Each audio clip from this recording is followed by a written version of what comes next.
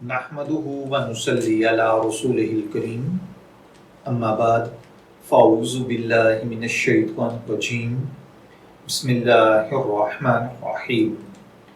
अस्सलामु अलैकुम dear viewers, आपके फेवरेट इंफॉर्मेटिव चैनल शऊर इन्फो से मैं हूं प्रोफेसर शब्बीर अहमद। हमारा आज का टॉपिक है सूरह फातिहा के बाद सूरत मिलाने में ताख़ीर करना। ये एक सवाल है। किरात में एक रुकन की बकदर ताख़ीर की सूरत में सजदा साहिब वाजिब हो जाता है। मिसाल के तौर पर बाज़ आइमाए किराम एक रुकन 10 सेकंड में अदा कर सकते हैं, बाज़ 5 सेकंड में, बाज़ तकरीबन 30 सेकंड में और बाज़ 1 मिनट में। तो सजदा साहब में किस चीज़ का एतबार होगा?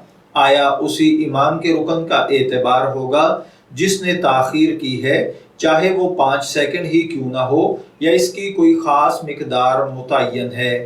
तो देखिए भाइयों, सूरह फातिहा के बाद आमीन कहने, बिस्मिल्लाहिर्रहमानिर्रहीम के बाद किसी सूरत के पढ़ने में किसी वजह से एक रुकन की बकदर यानी 3 मरतबा सुबहान अल्लाह कहने की बकदर ताख़ीर हो जाए तो आखिर में सजदा साहब वाजिब होगा और इसमें हर इमाम की अपनी किरात का एतबार होगा।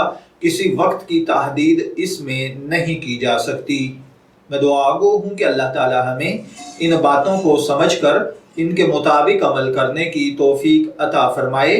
शब्बीर अहमद को इजाज़त दीजिए, फिर हाजिर होंगे किसी नए टॉपिक के साथ। तब तक के लिए अल्लाह हाफिज़।